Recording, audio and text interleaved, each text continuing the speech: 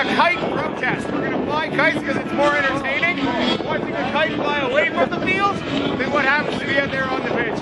Don't put that on a vlog unless I'm credited. No worries. Are you back to BC later on? I'm sorry? Are you back to BC later on? No.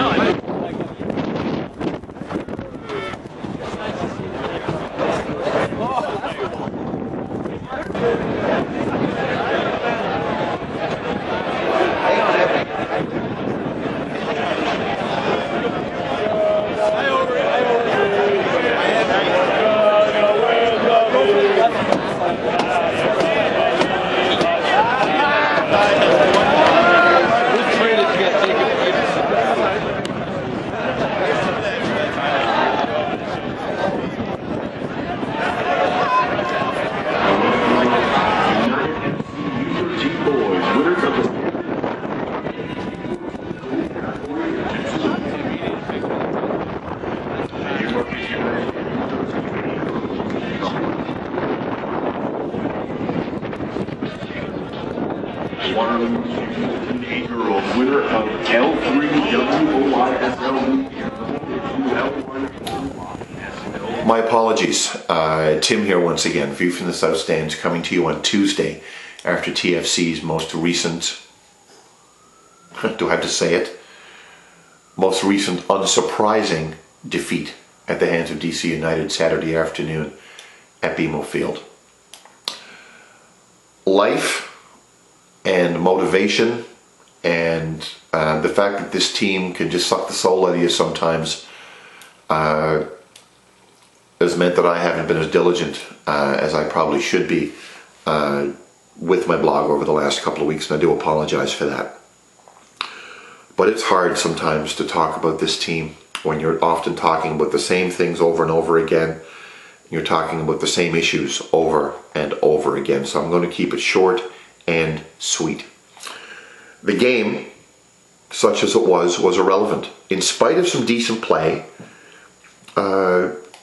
this team has piss poor talent all over the field. A late-minute howler from Milos Kosic was almost kind of expected. You could almost hear the, not a boo or anything like that, or some anger, but an actual sigh, even some laughter in the stands on Saturday. Because we all kind of expected it, didn't we? And it happened.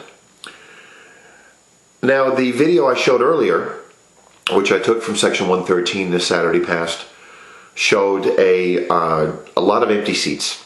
They announced 15,200. I tweeted from the stands that number was fiction, in my opinion. I think 12 was a more realistic number. There was a lot of legroom, a lot of space I could lay out in the supporter section of all places on Saturday afternoon. There was just so many people not there.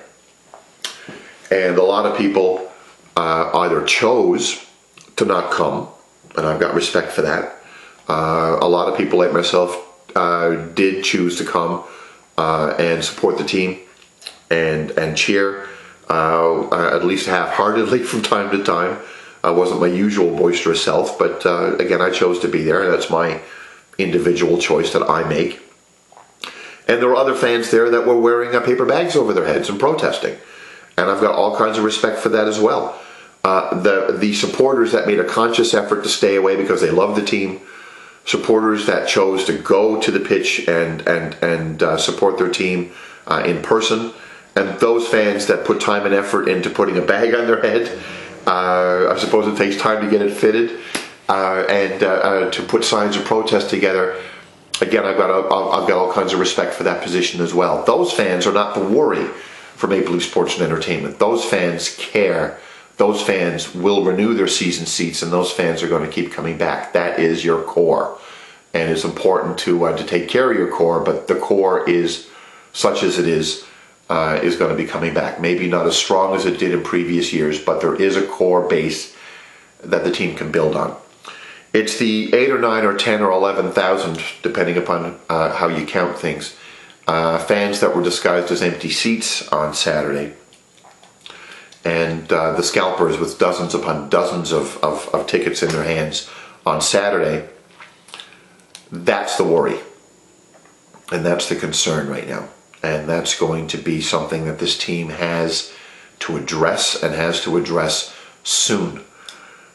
And I'm hearing some scuttlebutt that some people have had phone calls from their ticket reps in the last few weeks, and the ticket reps are basically sort of intimating that it's not going to be until November now that season ticket renewals are going to be released for 2013, right in the heart of Christmas season.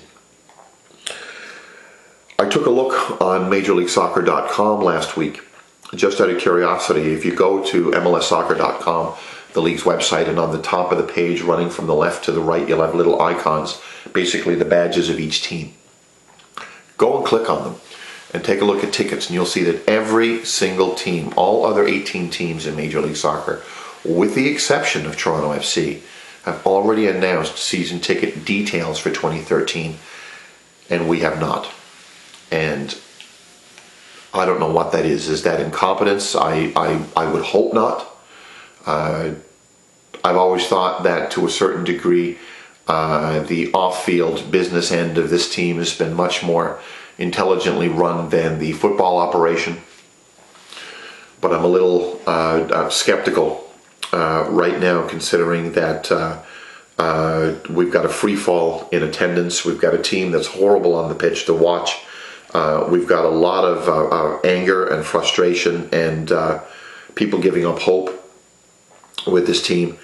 And the solution, for whatever reason, is to put off till the absolute last nanosecond of time 2013 season tickets. They don't make it easy, do they?